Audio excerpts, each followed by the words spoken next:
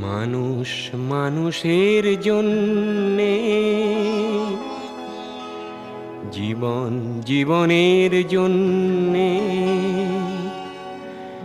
একটু সহানুভূতি কি মানুষ পেতে পারে না?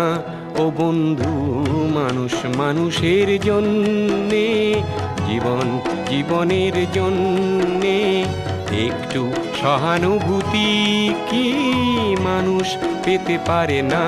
ও বন্ধু, মানুষ মানুষের জন্যে।